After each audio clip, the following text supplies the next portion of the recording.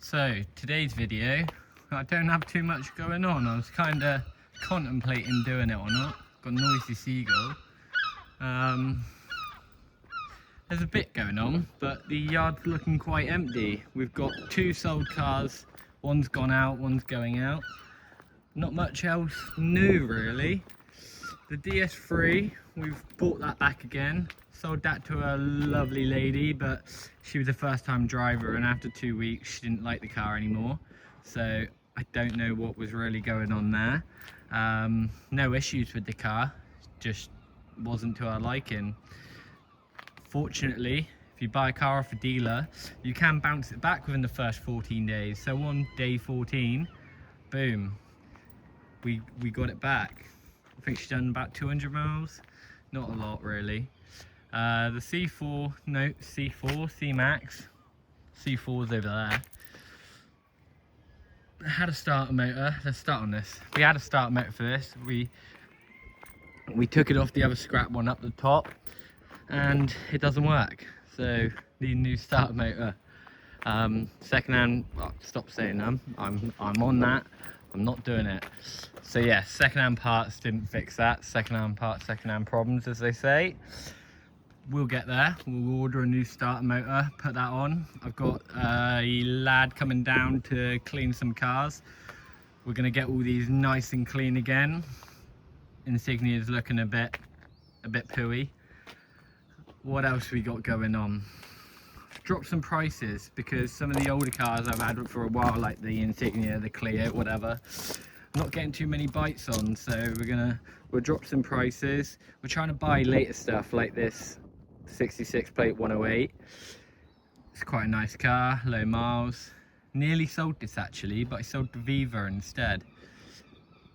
We've had quite a bit going on. I've had a few people on the Micra, still waiting to get that front bumper painted. That could be it, but we'll get there with that. Bit more poo on this Corsa. That's why I really need the cars to be cleaned. I just don't have the time. There's not enough hours in the day to get over them, and especially with the sun, you've got to be on it. You can't pour a bucket or whatever over a car and then leave it there to cook in the sun. But this Corsa ready for sale. Just need to put a price tag in that. Fiesta, I've had someone on recently, but didn't come with anything. Lovely car, that little diesel 1.4 DS3. We'll get that gone soon. Shouldn't struggle to sell on a 12 plate, late 12 plate for £2,200. That'd be a little gem when it goes, and we know it's good because the previous lady done 200 miles on it. So that's that. Making a bit of progress with the Safira. Combo we need to do something with. I think that's in for Diag. C1's being traded out. That's needs MOT retest. Just done. What do we do? Let's have a look.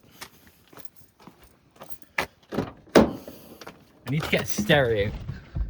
Come without a stereo, and the steering wheel's a bit, but I don't know what we're doing with that. Probably leave the steering wheel. So it's had 2 bulbs and a set of pads. That's ready to be traded out with a fresh ticket on it. Viva, lovely little gem, taking a while. This took a long time to get I think it was a power steering module sent away and cloned, or a replacement, or whatever we done. I can't remember, but it's a lovely thing. I didn't do a video on it. It featured in a video, but 57,000 miles, 1 litre, £20 tax, 2 keys, service history. It's quite a nice little thing, I think. I've not sold a Viva yet, and this one sold before I even got it on sale. So funnily enough, the boss parked it round the neighbour's house and just left it outside and said, "This is yours, have a look." They were quite happy. We were going to take in their Picanto on part exchange, but that has now been sold, so we're just doing a a cash deal essentially. It's a lovely car, 5-door Viva, 16 plate, 57k on the clock. It's a bit smaller than the Nagila and a bit bigger than the Corsa. I don't mind them. Looking nice and clean. Looking nice and clean.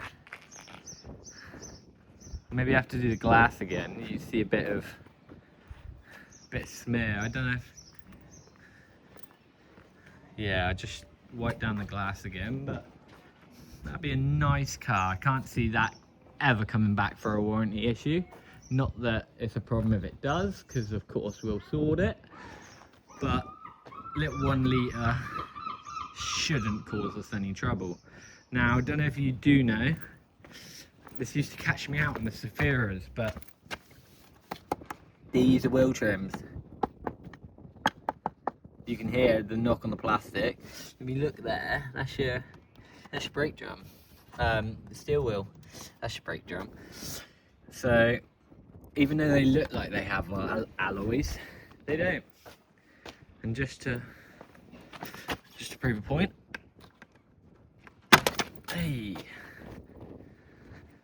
So I don't know if they have alloys on them or if it's an optional extra, but I'll sort that out in a sec. Yeah, I'll sort that out in a minute. I can't get that on. So yeah, I don't know if they've done an alloy version, if they're all steel wheels, so I'm interested to find out. But all I had to do on this was front pads and 4 tyres and 4 TPMS sensors. So quite an easy job. And the power steering module, pump, whatever. Don't know if it's an electric pump or just a module we sent away, I'm not sure. But I'm quite happy with that car. Fiat 500, finally making progress with it. It's the gear selector is gone on the auto box, so we're trying to get one of those. This little Corsa, it's the bane of my life because I got a speeding ticket for going too fast when I went to collect this up in Wales. Silly me. I was going along in the truck and not paying attention and sped too fast. So this little Corsa cost me, what did it cost me? 3 points, speeding fine, and a course. Because I got caught twice on the same journey. So it's an expensive car for me, and let alone did we think it needed an injector, put an injector in it, put a second injector in it, and I believe there is some kind of engine noise.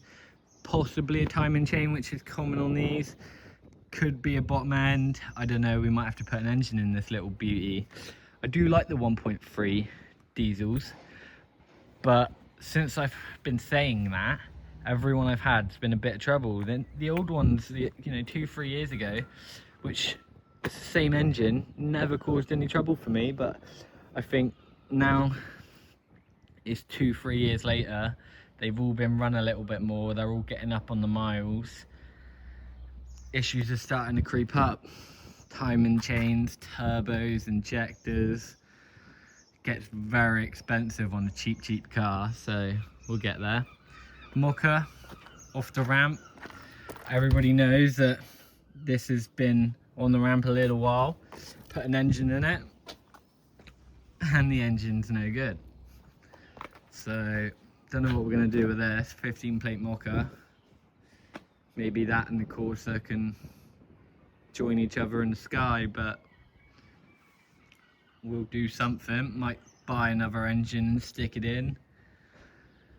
It's a bit hit and miss really. What do you do? It's a 15 plate Micra. It's a nice colour, nice car. It's got some good margin in it when it's done, but when do you cut your losses? That's the question. The white 308's gone from here, it's not in the yard.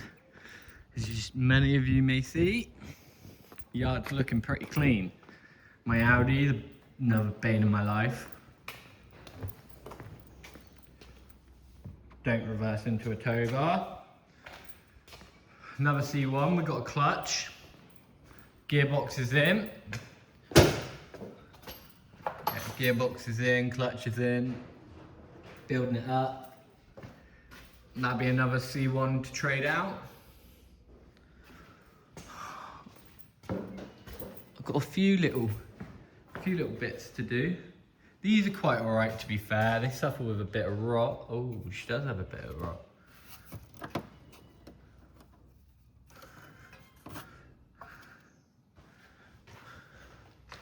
What else we got under here? I don't even know if you can. Oh, that's the bottom of the floor, isn't it? That's where the tyre. That's aluminium to me. Don't know. Well, it's gonna. We're not selling it here anyway. We're gonna sell it to a trader and trade it out. What else have we got? Truck's having a DPF. That's off. Been sent away to pool. Let's get a little peek under the bonnet where the big hole is. Nope. You can't see nothing. Can't see nothing. Can you see it down there? No. You wouldn't even know the DPF's off. Some of them you got a bit of a room down there where you can see the turbo exhaust and DPF, but not on that one. Here's my white 308. We've had the door off it for a little while, but door's back on. Just got to sort the window, and that'll be ready for sale. The other twin one went to the scrapyard. I weighed that in. It's quite a nice car. Comes up really nice on camera. Obviously needs a clean, but the paint looks pretty good. 13 plate 308. Should be a nice little seller. So yeah, there's a bit going on, not too much. The other thing I did miss was the petrol white Swift, Suzuki Swift. We had two. We had a 12 plate and a 13 plate, 63 and a 12, and the 63 plate has now been sold. So I sold that earlier in the week to a lovely, lovely, lovely gentleman. He had a poor Micra, a really poor Micra. Someone stitched him up big time. They sold him this Micra, I think for £500. It needed an alternator because the alternator light was on. It was leaking oil like no tomorrow. Dipstick was snapped, rotten as a pear. He had a, let me go open this Duke up. Making progress with this Duke as well. Oh, why have they locked it? Oh, they locked the back door. Guess that's probably the flat battery. There we go. So, what he had was a little switch just on the side of the plastic here. So you'd open up this rear door, flick the little light switch, and boom, that opened his tailgate, boot lid, whatever. Battery's obviously flat. So yeah, that was quite interesting. It was a proper shed of a Micra. We gave him scrap money for it, honestly. We told him, look, it's gonna cost you X to fix. You've already paid X. It's going to cost you X to fix. You've already paid Y. You're going to be way over triple what you paid just to mend this car, let alone all the other issues it had. So would have been alternator, oil leak sorting, oil filter was leaking, as well as other oil leaks. So you're looking at an oil change. What else did it have? It was rotten as a pear, needed welding. The boot light had list and list of advisories on the MOT. Battery tray was rotten, and the battery tray was insecure. It was literally had holes in the battery tray, and when you drove it, the battery would go like that. So definitely not safe. And then it had limp mode, engine management light, traction control light. It backfired and puffed out black smoke. It was a shed. Now this poor chap was just trying to sell it for $950, $750. He's a proper old boy. I don't think he knew how bad this car was, but kind of as we understand, I explained to him the state of what it would take, the state it was and what it would take to repair it.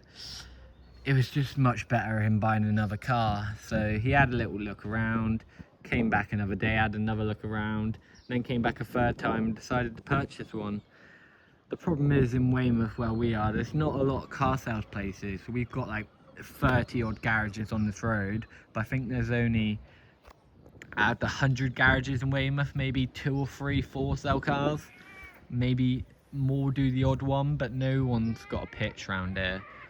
I think at one point we were the biggest and we downsized just due to expenses. So we used to have that lovely red building down there. Our landlord that owns all this place used to have his unit up there. So he built that end unit and then he moved out of there to move into that big unit. So a lot going on, and we've got this whole yard now. My uncle rents out that end one and we rent out these two, but they don't really get used. My uncle's mainly the issue when he comes in the middle of the day and has a big transit full of scrap and stuff and used to get up here when we've blocked it all off, but no one's fault other than our own. So yeah, over the years we've made quite a few changes, got a couple bits changing really. We got less car sales, more garage, which in a way is better. I prefer selling the cars. It's a bit hit and miss, you know. When you talk about screamers, you've got 2 types of screamers. When you sell a car, it's essentially your fault because you've sold a car, and whether you knew it was going to go wrong or not, which 9 out of 10 times you don't know, you just get an issue, a knock, a light or something. Even after a million road tests, you could have bought it at the other end of the country and drove it down here and MOT'd it and serviced it, and then a week later you could find something. But any time that happens, it's always the dealer's fault because of the way the law works, and you've got to, as a business as well, put it right. But if you have a mechanic car in for repair, so mechanical repair, it's not essentially your fault. The car broke. Most of the time it comes down to lack of servicing and maintenance, and as well as that, customers don't always do the necessary work. I'm just rubbing off this gone to the shop message. Yeah, customers don't always do all the work. So look at advisories, for example. Most people will just do the bare minimum and just get it through the MOT. They'll deal with the advisories as and when they can, which is fair enough. But are you not then prolonging the issues? And if you're not getting that work done, you're not then forking out for servicing. If you've got, let's say, £300 worth of advisories, let's say 2 tyres, a set of pads, and some suspension related bits or something, let's say it costs you 500 quid. You're not going to then spend £300-400 on a major service, get all that serviced up, when you've still got X to pay in repairs. So you just prolong the issue. And again, it's not our fault. We may repair a car and fix what's, you know, there at the time, and something else may appear. Unfortunately, that is the way it is with cars, and as a business that repairs the cars, everybody seems to think it's our fault. But again, if you look after your car, 9 out of 10 times these issues never occur. If you keep on top with all the servicing, when you hear a noise or see a light, if you get it booked in, get it sorted, I guarantee that car will look after you. Maybe 1 out of 10, if not more, that's not the case. 9 out of 10 times, if you look after the car and it's been a good car for years, it will look after you. Let me know in the comments below, what do you think? Do you think that cars are just unpredictable and reliable? Do you believe, like I believe, that if you service them they look after you? Or do you believe that all cars are just money pits? Because that can be agreed with. Certain cars are just money pits, like my Audi. No matter what I do to that, it's always costing me more money. But it's the joys of cars and the joys of what car you get. Let me know in the comments below. Thank you for watching.